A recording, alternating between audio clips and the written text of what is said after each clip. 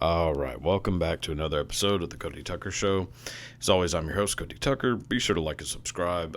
Tell a friend. There's a hair on this microphone, and it is going to make me start stimming. All right.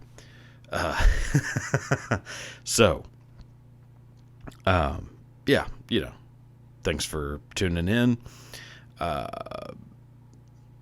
Maybe check out the old merch store if you'd like to buy a t-shirt with my face on it for some reason.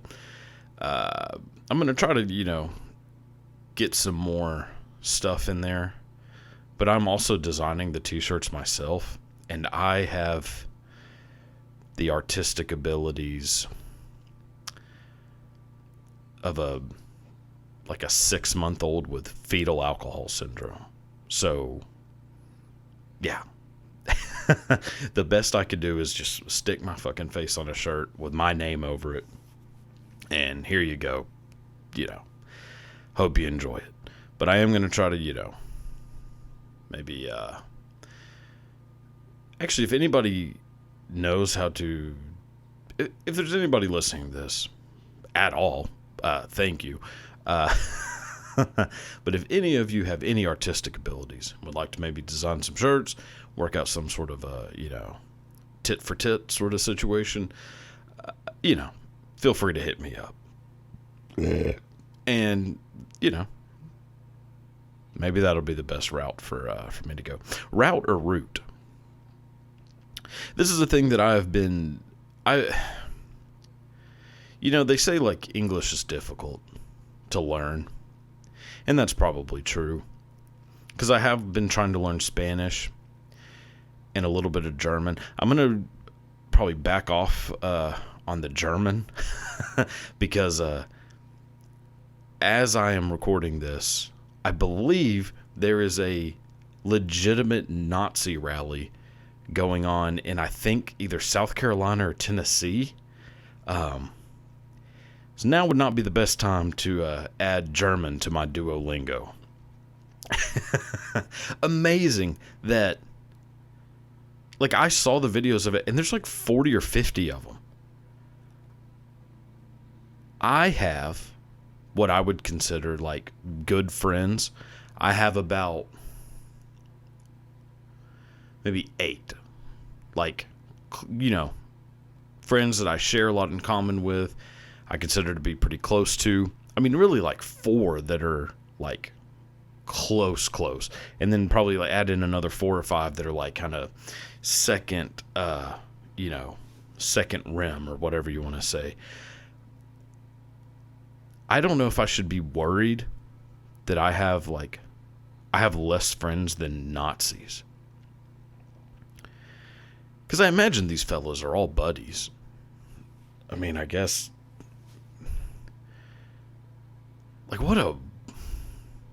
what a miserable group of people to be friends with. Anybody that dives too deep into an ideology immediately, and this actually might explain why I don't have that many friends, I get very annoyed very easily. And when somebody kind of dives into a, whether it's a religion, lack of religion, whatever it may be, a political party, and then that just becomes all they talk about, I'm out. When I'm hanging out with someone, the conversations, it's on a long enough timeline, we're either going to be talking about, if you were gay for a day, who would you bang? What would your last meal be? Or, who's better, Sammy Hagar or David Lee Roth? That's basically the what all conversations of mine eventually lead to. Never have I once been in a conversation with someone and the topic of white supremacy gets brought up. But apparently there's at least 30 or 40 people out there that's what their conversations lead to. Mine, again, leading to gay for a day, last meal, Van Hagar, Van Halen. But out there are people who, like, whenever they hang out, that's what their conversation goes, is how much they hate Jews and black people. That is a wild thing to think. Like, my God. And there's, like, way more of those people. Like, they have way more friends than I do. Oh, boy. Just fascinating to me. Like, whenever I saw those videos, like, how is this real? How is it real that there are people walking around with flags with swastikas on them? Like, in I believe, a Capitol building. Oh, man. Crazy. Like, I've dabbled a little bit in the old QAnon. Definitely have, perused Chans 4 through 8 just to see what's going on. As a big fan of conspiracies, it is, it is kind of, I mean, no pun intended, but ground zero for conspiracies. And you really kind of get them, from the seed, from the kernel. And it is kind of interesting to watch them grow. It's like lonely white man gardening. Is to go on, they're probably up to like 10 or 12 chin by now, but going on those little, going on there and just seeing what are the boys talking about today. Apparently, it's really not, like, nobody's very happy. There's not a lot of, like, hey, my son, is on the honor roll, and then a bunch of people congratulating him. It's like Hillary Clinton's a fucking lizard and smells like sulfur, which may or may not be true. I don't know. Why I'm talking about this, I have no idea. I just saw that. I guess I'm just still befuddled by the fact that there are legitimate Nazis in 2024. So again, probably not going to be diving into German too much. It's also, I mean, what a shit language. Like, really not pleasant. Insanely difficult. Spanish, easy, super easy. Spanish is very easy to learn. German, not so much. And, now I just have a perfect excuse to stop trying to, like, to become fluent. It's like, well, I don't want to, anybody think I'm associated with these jagoffs. So, back to Spanish. Although, I might want to start brushing up on Russian and Mandarin. Because if the fellas on the old Chans are correct, it might come in handy in the next few years. My God. I can't help that I love kids. Like, actually, I need to add a few things to that list as far as, like, what conversation. Conspiracy theories do end up coming up quite a bit. Conspiracy theories, cults, serial killers, add those to the list, and that pretty much rounds out the scope of my conversations of, like, what I enjoy talking about.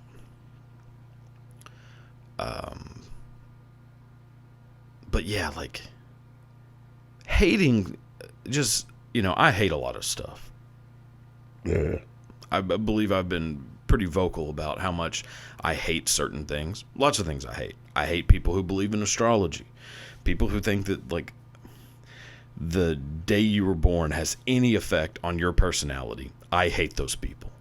I hate people who chew with their mouth open. I hate pretty much anyone over 60.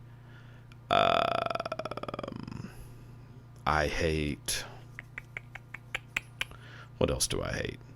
Most drivers, most people operating a motor vehicle, I hate. And they probably think the same about me, but I'm not them thinking about me, so it doesn't matter. I hate When people pronounce words in a weird way that they should know by now is incorrect, yet they still do it anyways. Salmon versus salmon. Diabetes versus diabetes. Mature versus mature. I hate those people. A lot of hate. I've never, it has never really dawned on me to hate someone based on their race or religion or sexual preference. And I'm not some angel, but it just seems like a dumb reason to hate someone. There are way better reasons why you should hate people than that. I'm not saying everyone should be holding hands and singing Cat Stevens songs together.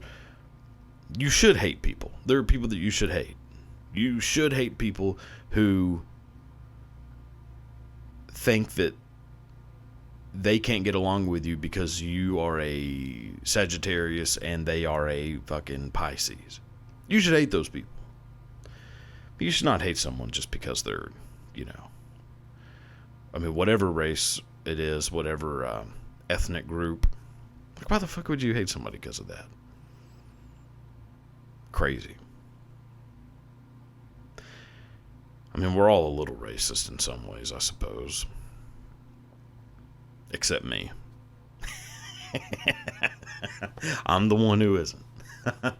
Anyways, I should probably stop while I'm ahead. So, but yeah. If you or a loved one know someone who's been dabbling in the National Socialist Party, probably sit them down and, maybe try to shake some sense into them. It wasn't a good idea back then. It's not a good idea now. It hasn't become more viable. What was it, 80 years later? It was a bunch of dumbasses then, and it's certainly a bunch of dumbasses now. Oh, God. So, anyways, there's that. That's the kind of talk you'll get on the old CTS. The hard-hitting topics, controversial opinions. Nazis are bad. Okay, anyways, let's stop talking about any of this and move on to see what's going on in the world. So, first topic, yes, this is, oh my god. So for the first time ever, the Beatles have granted full life story and music rights for a scripted film, and just not just one film, and just not just, that is what this says, right? And oh boy, Variety, get a little fucking grammar check. And just not one film, I assume is what it means. Sam Mendes is, which if you don't know who Sam Mendes directed, I think his first movie was American Beauty. And he ended up winning an Oscar for, I think it won Best Picture and Best Director, if I'm not mistaken. That's a pretty good way to start. And then he directed Skyfall. I think he directed another James Bond, maybe Spectre. I think. I know he directed Skyfall. He's a very talented director, regardless. Sam Mendes is directing 4 separate Beatles movies on Paul McCartney, John Lennon, George Harrison, and Ringo Starr. I am doing the best I can right now to not slide off of my chair. I am so excited for this. I have been wanting a Beatles movie my entire life. Now, 4 movies, each about, and apparently, there's not a whole lot about this yet, because these movies aren't coming out till 2027. All 4 movies are coming out in 2027, which I am a fan of. But apparently it's 4 separate movies of 4 separate Beatles, and seeing the same events from each of their perspective. I feel like after we get to George Harrison, That's going to get a little old. Like, yes, I'm glad that that it's going to be a Beatles movie with Beatles music. It is an actual Beatles movie, but it isn't. It's 4 of them. Ugh. It always seems to be this way, where they're going to make a movie about someone who I idolize.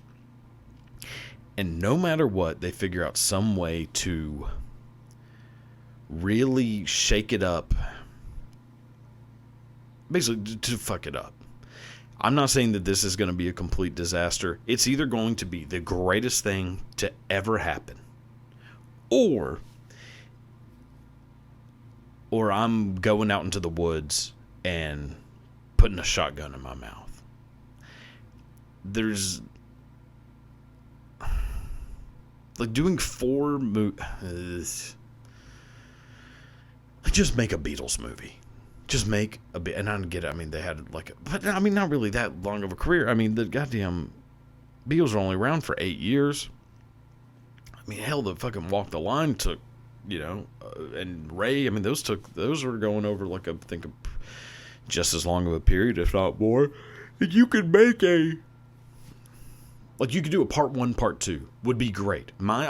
Actually. Perfect, yes. My ideal version of a Beatles movie is you do a part 1, and that is early days, Quarrymen, going into performing in Germany, blah blah blah, Pete Best, all that era, leading up to maybe right past Ed Sullivan, or maybe even a little further, them going, probably to Ed Sullivan. You get the Beatlemania movie. Then, part 2, you have Beatlemania kind of running its course as far as the pop Beatles, and moving into LSD Beatles. Going into India, sitting fucking in lotus position, listening to fucking sitar music, which, boy, that'll change you in a lot of ways. But, getting into that era up until the break, and then ending with breakup of the Beatles. You don't need to go into their solo careers, although, could be interesting as well. But you don't need to do that. You just need a part 1 and a part 2. You need Beatlemania, and you need post Beatlemania. And you could easily do that in 2 2.5 to 3 hour movies. Making 4 movies telling the same story from 4 different points of view, and having them all 4 come out in the exact same year. I don't know. I'm really just... I'll feel way more confident about the greatness or shittiness of this movie once you get once I see the cast and see who's playing who. I mean, if Yoko Ono isn't being played by a vacuum cleaner in a black wig, I'm going to be devastated. Get a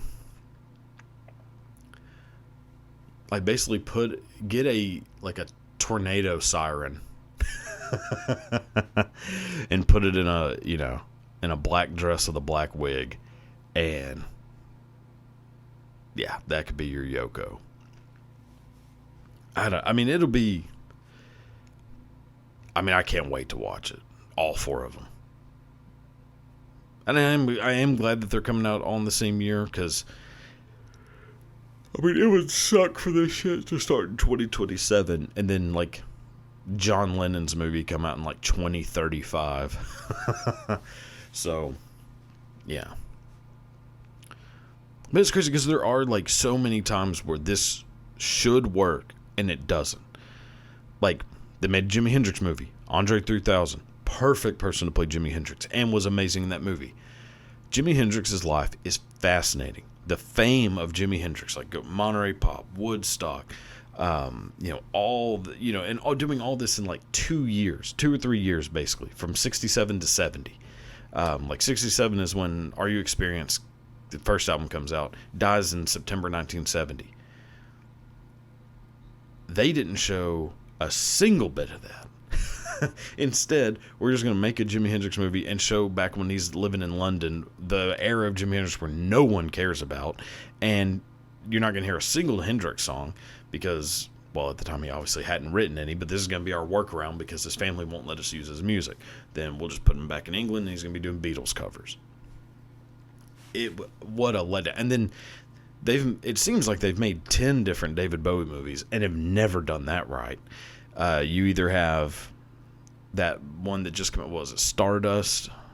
That doesn't, yeah, Starman? Star Lord? I don't know, whatever it was. But it's David Bowie pre-David Bowie.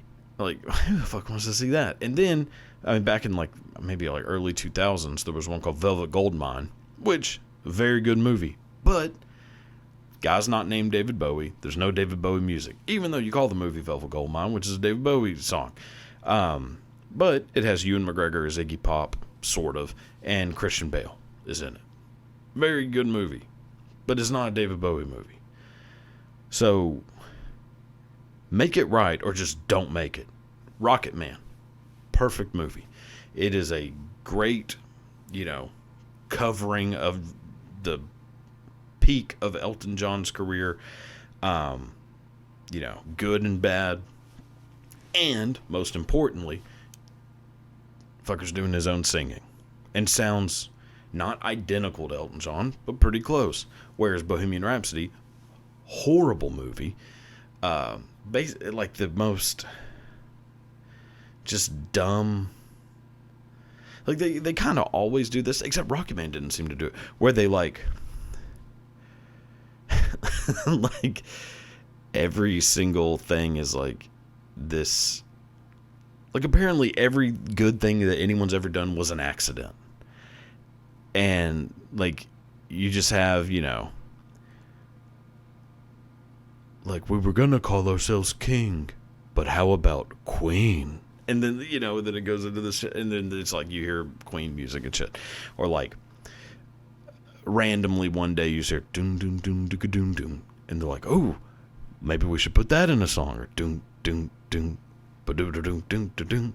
Oh, we'll put that in a song. Like there's no way that that's how that worked. But anyway, that's just how it does. And then and obviously Rami Malek doesn't sound anything like Freddie Mercury. Like, I'm talking about just talking. Like, Rami Malek has a weird fucking voice. Freddie Mercury had, like, a normal, like, British-sounding voice. And he's not doing his own singing. Bohemian Rhapsody sucked. Should not have won. I mean, fucking ridiculous. Rocket Man was a million times better.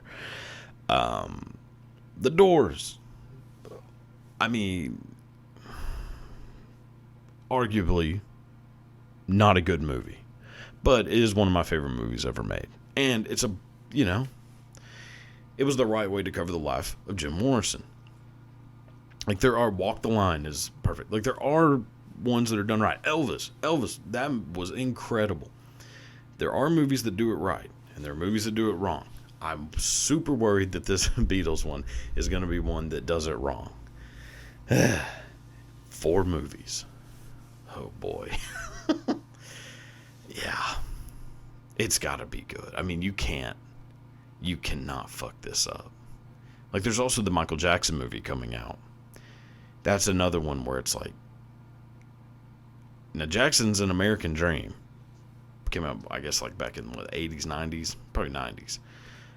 I used to watch the movie every time it came on VH1. That was incredible. But that is the right way to do it. I mean, it cover all of Michael Jackson.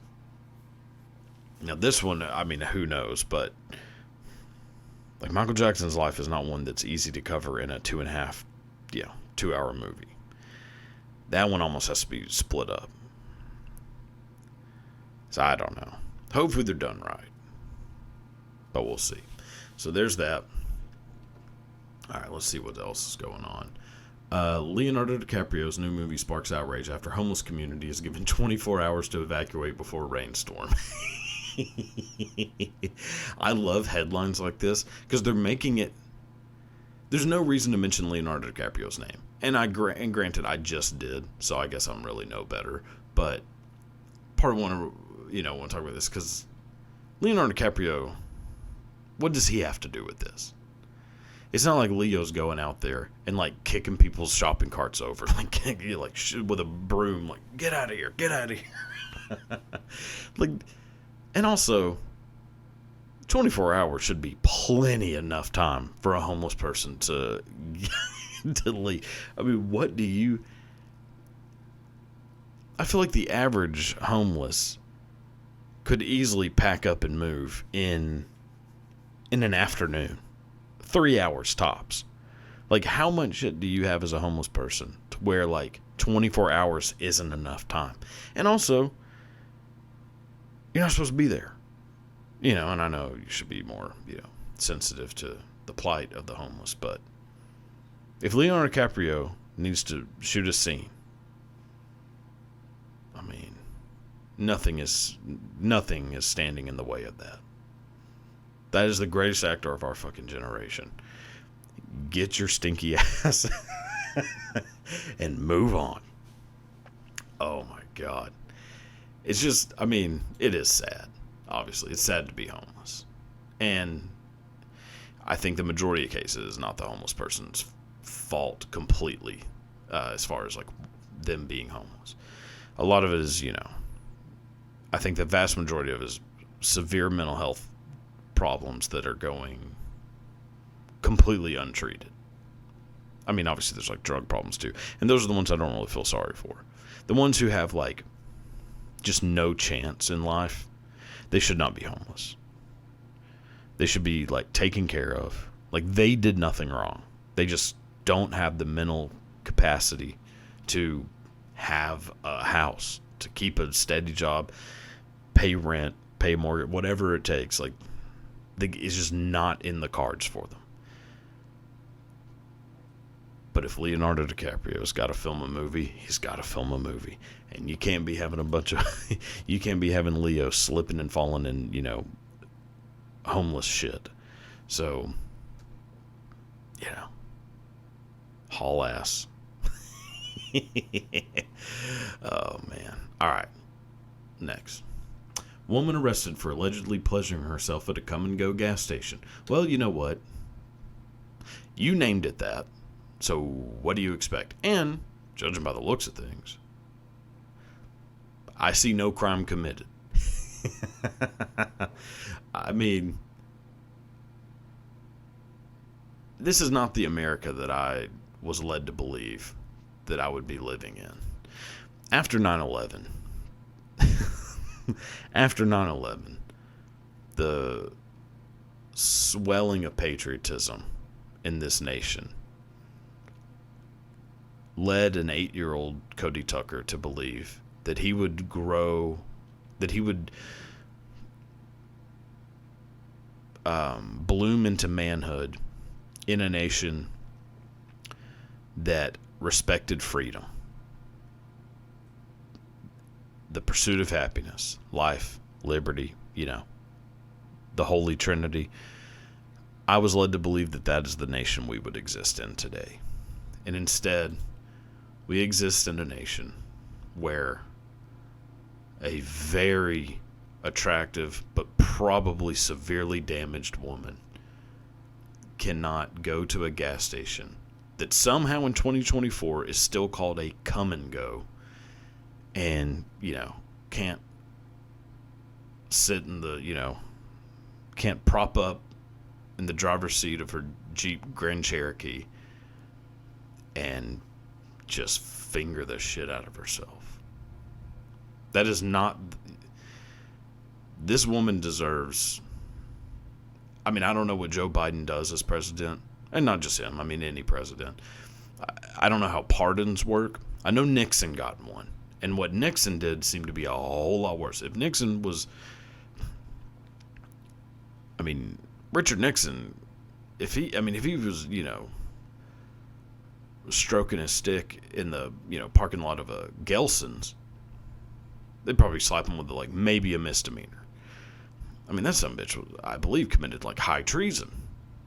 At least, in some respects. And little CTE Ford pardoned his ass. So,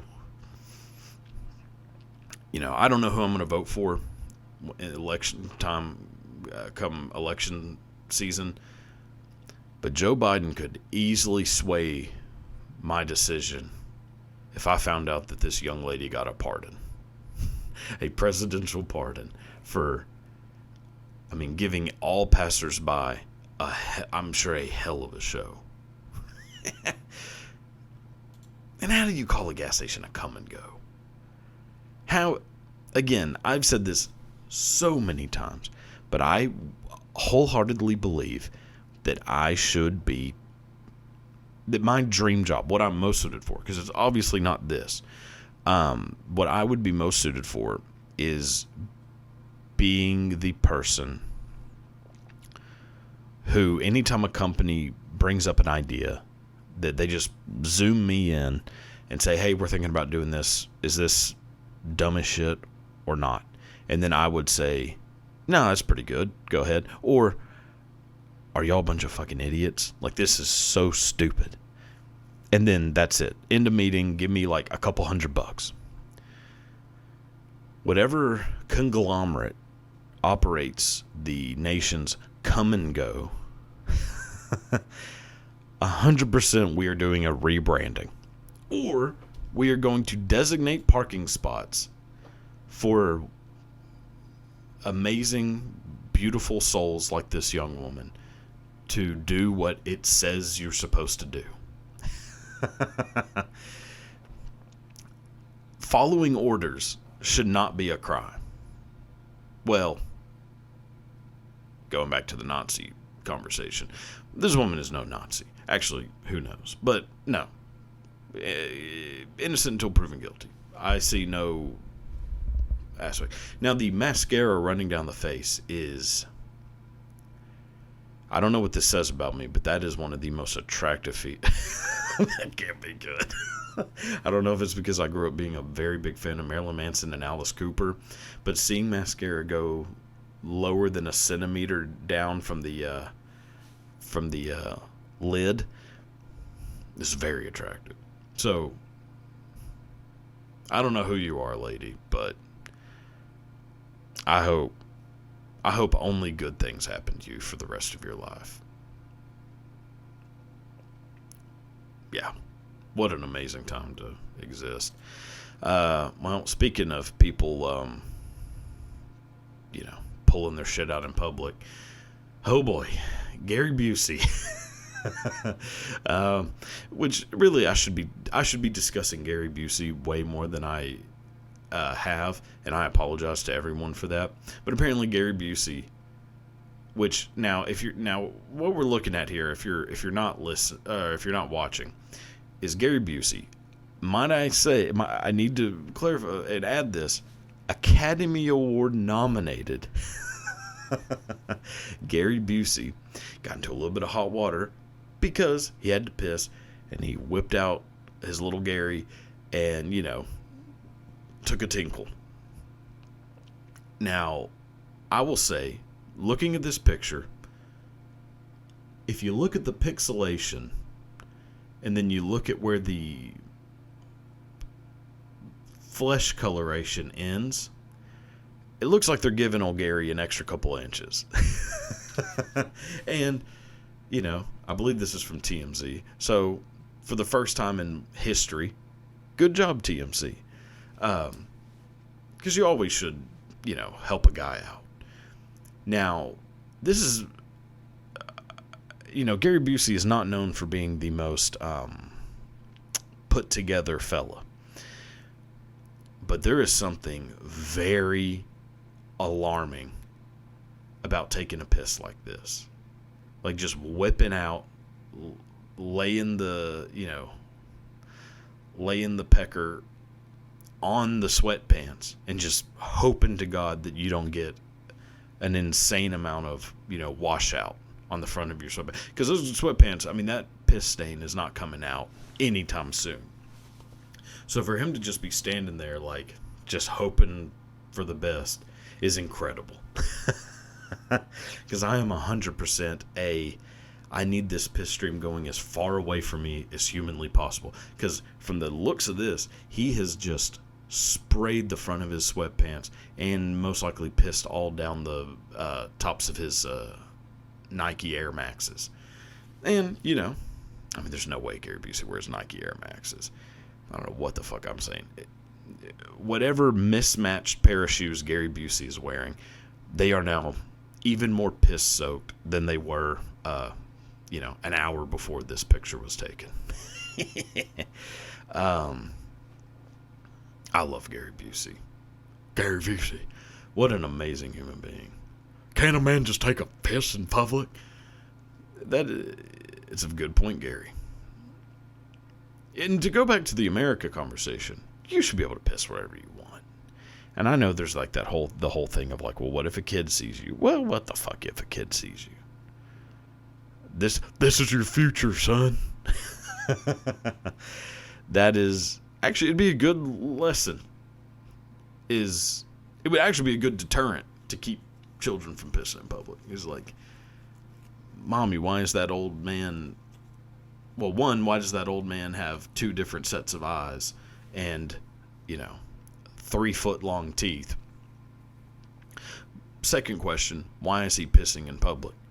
Well, son, that man is Gary Busey.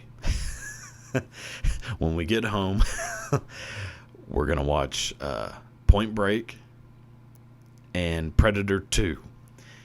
And you're going to learn a little bit about what happens when you piss in public. So, I hope all is well in Gary Busey's world, but I can't imagine that that's the case. All right, so I guess that'll end it for the news of the week. So time to move on to the old stream it or skip it.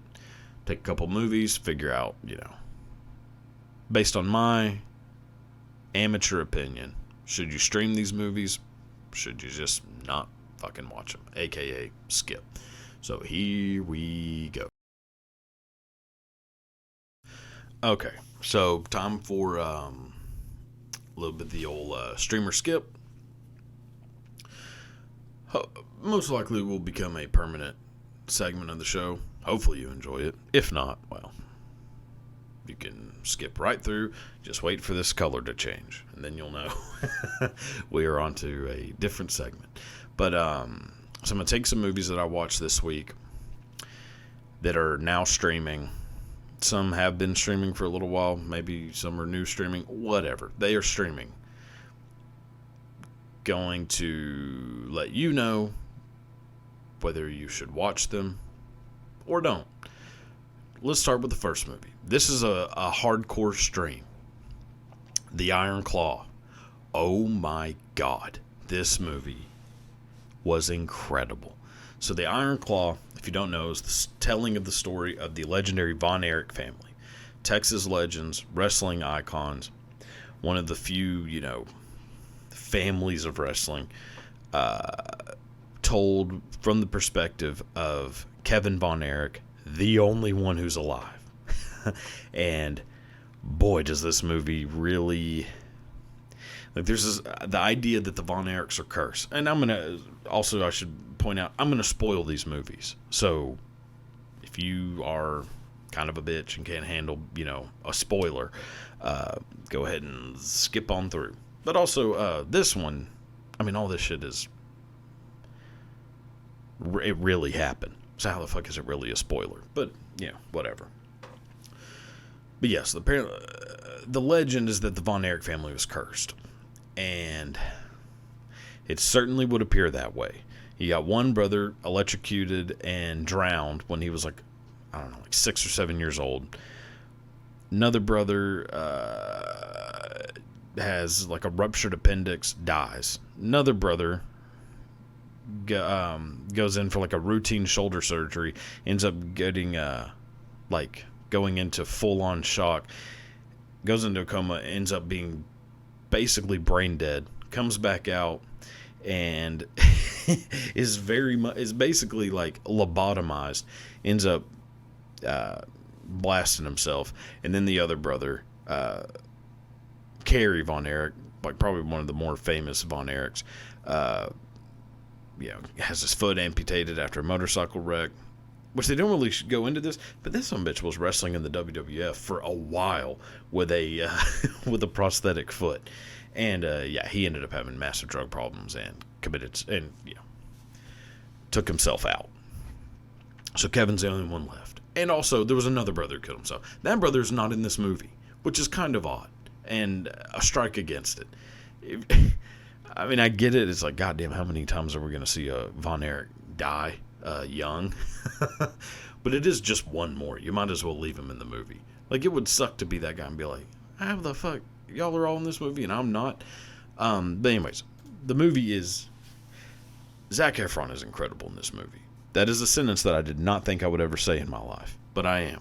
Zac Efron is absolutely incredible as Kevin Von Erich.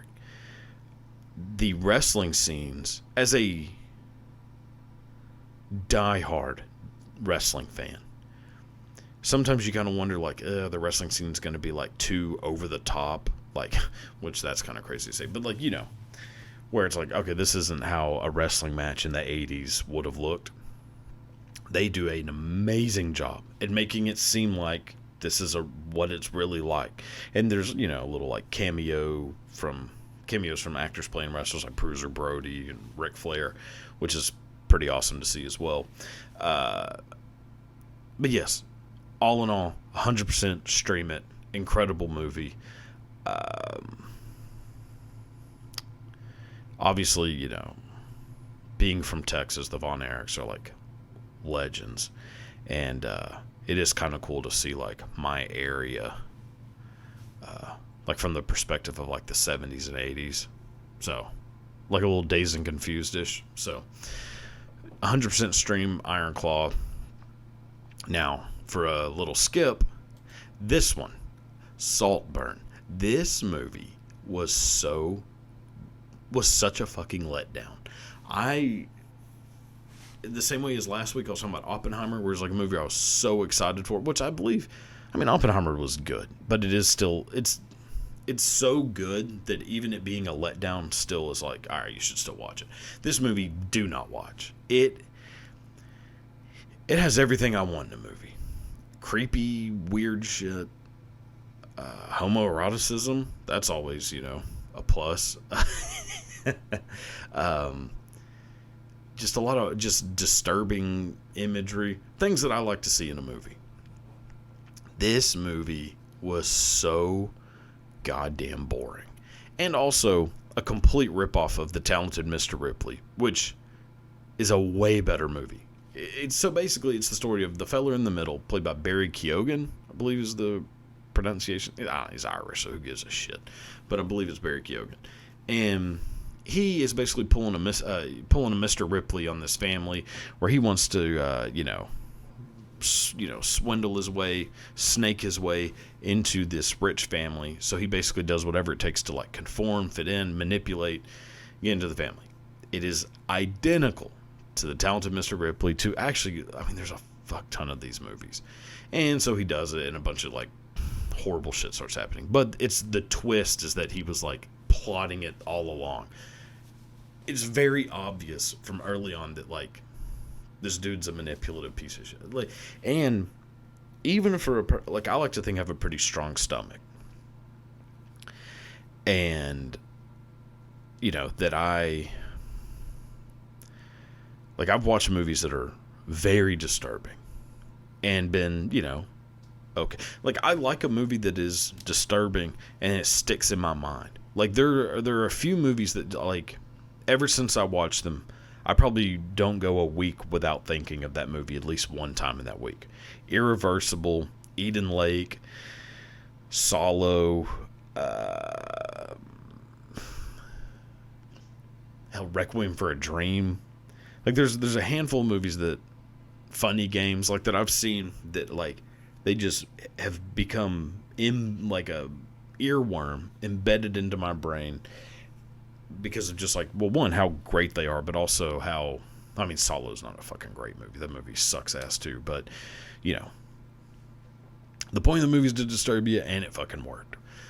This movie is very much supposed to be on the lines, but there is a moment in this movie where I was like probably more grossed out than I've ever been in a movie. And I'm talking about watching a movie like Solo, where there is a whole lot of boofing. I mean, literally serving an entire dinner course to, a group of probably 60 people, serving them plates of human shit.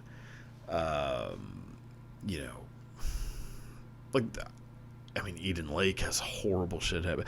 I've seen like horrible stuff in movies. But the scene where Barry Keoghan, again, fella in the middle, the scene where Barry Keoghan is watching this fella, beat meat while he's in the bathtub, and then waiting for him to get out, and him like, he like gets down and starts sucking the bathwater and like licking the bathwater and then licking the ring of the bathtub. God, just got like kind of fucking queasy thinking about it. It is such a disgusting thing to see. There's some, like he makes this like slurping noise. I mean, it is so fucking gross. I just, so I guess in part it's doing what it's supposed to do. Without a doubt, this has got to be the gayest movie ever made.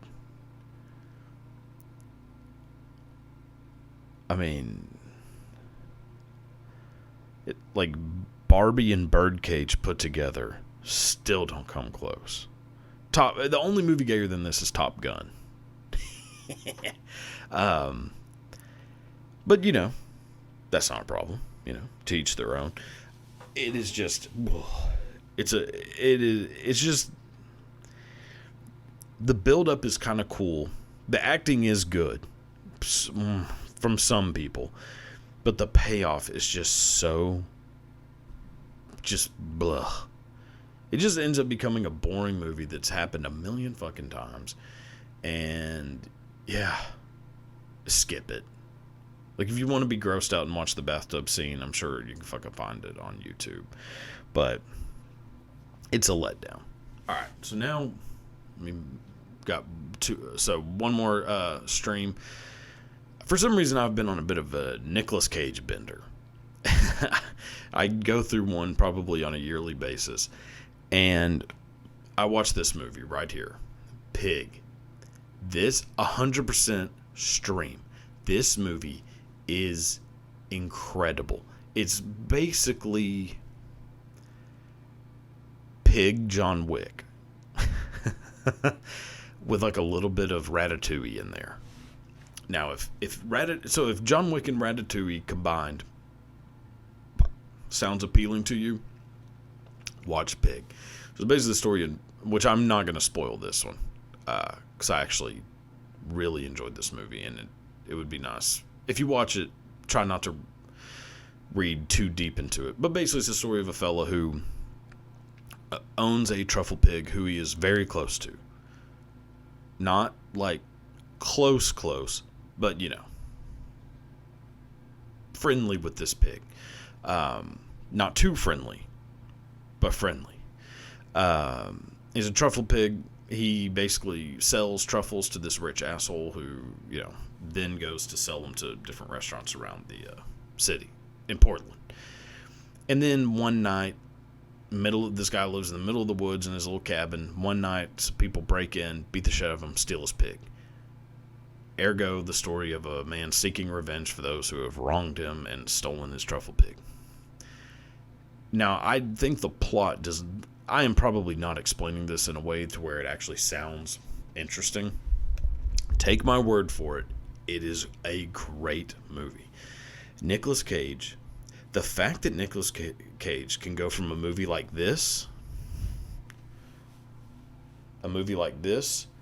to the movie I'm about to talk about in like the same year, basically, in a calendar year, is incredible to me. So Nicolas Cage is in this movie, and he should be nominated for an Oscar for this movie, without a doubt, but he obviously won't. But so this movie is 100% a stream. Now, this movie is not. This movie is one that should never have existed. If you just are in the mood to watch a horrible movie that the trailer makes look... So I watched this movie thinking that, because the trailer actually makes it look kind of funny, and so I was like, oh, okay, it's going to be like a funny, like kind of comedy action movie. It is so bad. It has like the feel of a... So the scenes in between sex scenes of like a Skinamax movie. That's what this entire movie feels like. Is basically the story of Nicolas Cage. Somehow this is the same Nicolas Cage who is also in Pig, who's also Oscar nominated. This Nicolas Cage is his daughter and daughter's husband get into a bit of hot water. She sends her daughter, aka Nicolas Cage's granddaughter, to stay with him somewhere in like fucking, I don't know, Saratoga, Florida, some bullshit. It's like Key West maybe area, and he's a bit of a beach bum, very much estranged from his daughter. And then these fellas over here to his left and right, Ron Perlman, who however the fuck old Ron Perlman is in movies is beyond me, and then Jackie Earle Haley, who is just a creepy son of a bitch.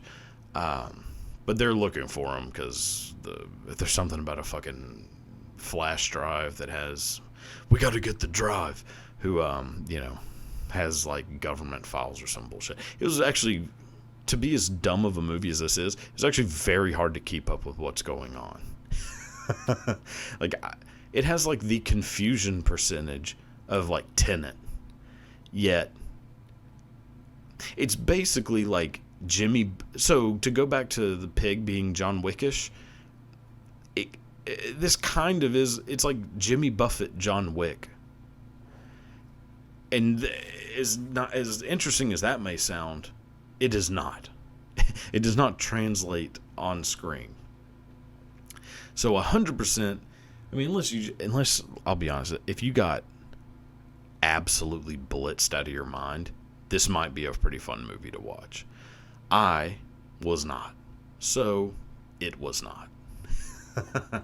Do not watch this movie. For the love of God. Unless you have seen every single movie ever made, except for one, and that one is this movie, then, alright, go ahead. Otherwise, I mean, watch literally any other movie ever made, and you'll probably have a better night than watching this bullshit. That being said, I love Nicolas Cage, so I will continue to watch any movie Nicolas Cage makes.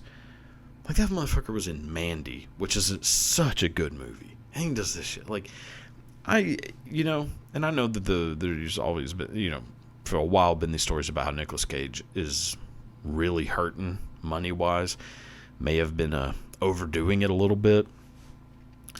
But apparently, if you have a couple grand and physically have a script to a movie, Nicolas Cage will be in your movie. Like, all you have to do is tell him, yeah, there is technically a script, and I do have a certain amount of money. Nicolas Cage will say, I'll be there next week, and you will be now making a movie with one of the most, to me, incredible actors alive. I do like that we live in that kind of world. Like, if I had the money, I could be making a movie with Nicolas Cage. Like, next weekend. Could start filming a movie with Nicolas Cage. Something to think about. I might start a GoFundMe. I'm really being like dead serious right now. I might start a GoFundMe to film a movie with Nicolas Cage. Just to do it. Alright, so that'll be enough of this bullshit. I think I've gone on far too long. Now it'd be time to, take a little dive into the educational part of the show. Start off a little bit of the old where that come from, and then, move on from there. So here we go. Alright, so for this, where that come from, obviously take a look at a word, phrase, something, find out the origins of it. Why did we say that? Why did we call this thing this? All that kind of stuff. So for this one, we're going back to the Middle Ages. At this time, obviously, a lot of castles, people living in castles. And these castles weren't just meant to be like homes, but also fortresses. Basically, trying to block enemies from coming in, being able to attack from the castle. Castles were strategically built to protect the people inside by fighting against the people outside.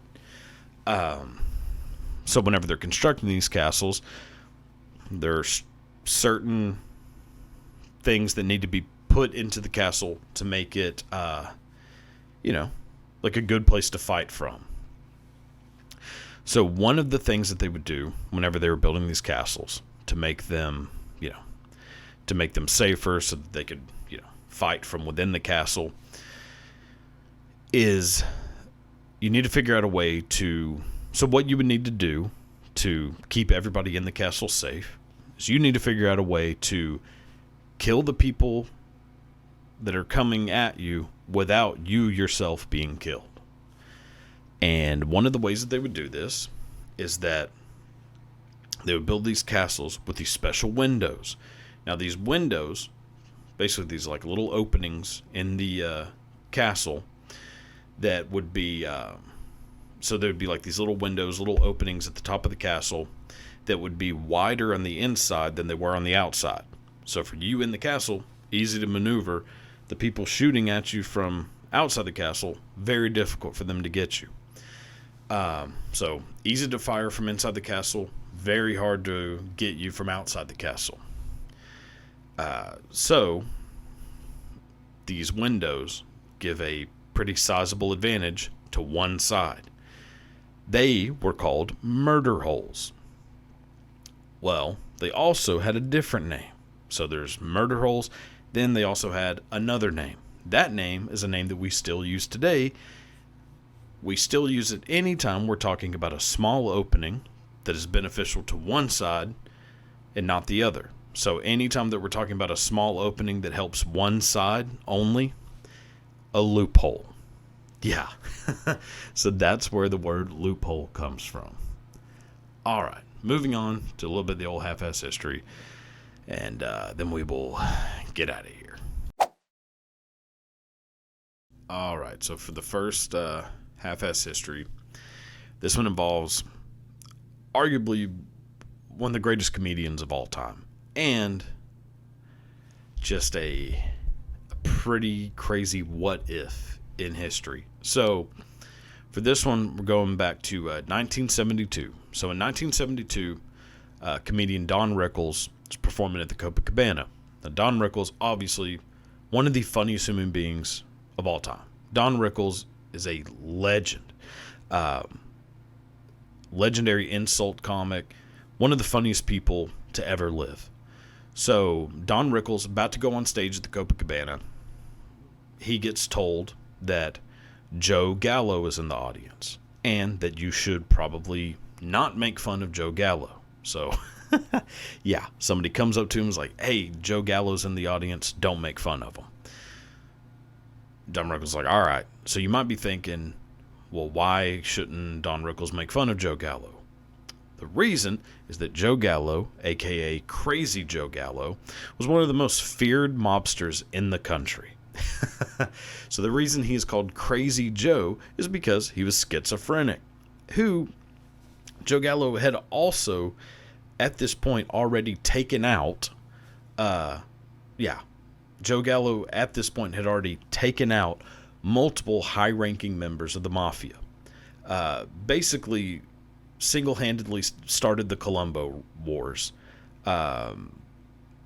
Single-handedly started the pretty much single-handedly started the Colombo Wars.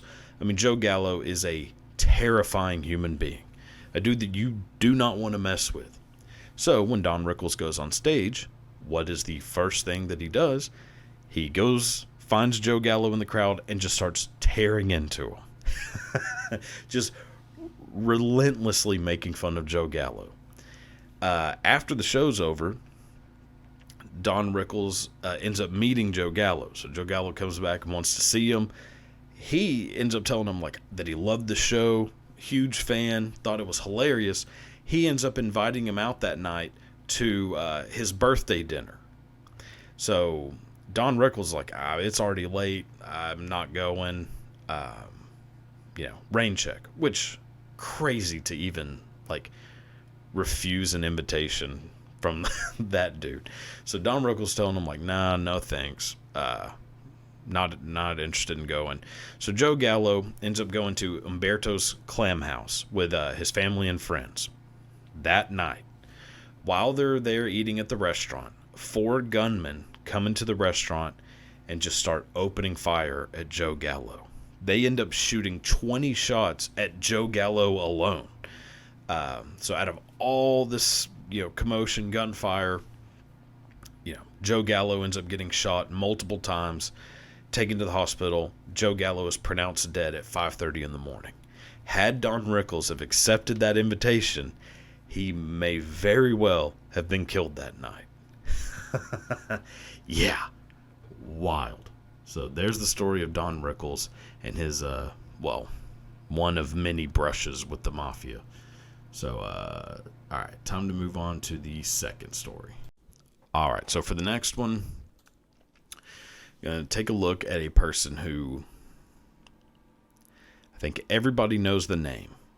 A very infamous person in U.S. history, and taking a little look into the pretty unknown connection that he had with high-level politicians at the time. It's just a crazy coincidence that this fella was very well connected. And whenever you find out who it is that I'm talking about, it's going to be a bit of a shocker. So, for this story, going back to the year 1976, so days before the presidential election in which Jimmy Carter would be elected president, on the campaign plane of the vice presidential nominee, Walter Mondale is holding a special meeting with at the time, very notable figure in the San Francisco area. This is a person who had quite a bit of power politically in the San Francisco area. A person who, a lot of people at the time had a lot of respect for, held in high regards. This is a person who had, at multiple times, had dinners hosted in his honor that were attended by the governor of California at the time, Jerry Brown. This is a person who the, very legendary Mayor Harvey Milk would speak at his rallies and became, kind of an admirer of this fella. It's also a fellow who, after Jimmy Carter was elected president in 1976, the Vice President Walter Mondale, as Vice President, would publicly talk about his group and this fella and talk about how great of people they were and how great this guy was. He also would, on multiple occasions, have meetings with the First Lady, Rosalind Carter. Now, the point of him, meeting with Rosalind Carter, meeting with these people, is that he was the leader of this group that, again, a lot of people respected at the time. The group was called the People's Temple. The person is their leader, Jim Jones, who, 2 years later, in November 1978, would be responsible for the deaths of 909 people at the Jonestown. So, yeah. This is a person who, 2 years later, would be responsible for the deaths of over 900 people at Jonestown. Yeah, that dude was having breakfast with the First Lady 2 years before that. Wild. Jim Jones. Yeah. So, all right, time to move on. Last story of the day, and then we will be done. All right, so the last story, this is a pretty wild one as well. So it's the story of a fella who seemingly may have been damn near invincible. So for this story, we're going back to 1933, Ireland. So in Ireland in 1933, there was a homeless fella named Michael Malloy, who, pretty hardcore alcoholic, somewhat well known around the area as just being a drunk. Not a bad guy, not a good guy, just, oh, there's Michael Malloy, drunk again. He never really hurt anybody. People didn't really pay him a whole lot of attention. But there were this group of 5 guys who knew that, he was always drunk. So they figured probably doesn't have a whole lot longer left to live. We'll take a life insurance policy out on him. And when he dies, we'll collect. Well, they, hoping that he would drink himself to death, are like, this is a sure way to get some quick money. So one of the guys in the group was a fellow named Tony Marino. Tony Marino owned a pub in the area. He gave Michael Malloy an unlimited tab, said you could drink as much as you want here, which should have killed him pretty quick. I mean, he's drinking nonstop, just doesn't die. So they're like, oh my God, we got to speed this up. So at one point, Marino replaced his alcohol with antifreeze. So at one point, Marino replaced his alcohol with antifreeze. He drank it, did not die. Then he replaced it with turpentine. Drank it, did not die. Then replaced it with rat poison. Drank it, still didn't die. Then methanol, drank it, didn't die. Then it's like, holy shit, this guy. How are we going to kill this guy? So then he's like, all right, let me try this. So he makes him a sandwich with spoiled sardines and poison, gives it to him, eats the whole thing. Michael Malloy does not die. So then he's like, oh my God, this is crazy. Now, at this point, Michael Malloy has drank so much that he's passed out at the bar. So they're like, all right, here's our chance. So they drag Michael Malloy out into the freezing cold, took him out into the snow, took his clothes off, and poured water all over him, hoping that he would, over time, get hypothermia and die. He didn't. He ends up living through that. So then they're like, holy shit, what? We got to try, we got to pull out all the stops now. So they get in their car, and they run him down, and they end up running over Michael Malloy at 45 miles an hour. He still doesn't die. Now, at this point, he does get taken to the hospital. It's like, holy shit. So they do end up taking him to the hospital. He gets treated. He's fine. The guys end up taking Michael Malloy out of the hospital. They take him home. Now, at this point, they're like, all right, it's go time. So they take a hose, attach one end to a cold jet, then take the other end, stick it in his mouth, and, pump him full of carbon monoxide. Well, that does the trick. He ends up dying. They, attempting to collect the life insurance policy, get busted pretty much immediately, and they all get arrested, and 4 out of the 5 guys end up getting the death penalty. So, yeah. I mean, not really a pleasant story, but, still a pretty wild story of the damn near unkillable Michael Malloy. All right, so hope you enjoyed that. Again, thanks for watching. Tell a friend, all that good stuff. Until next week, goodbye.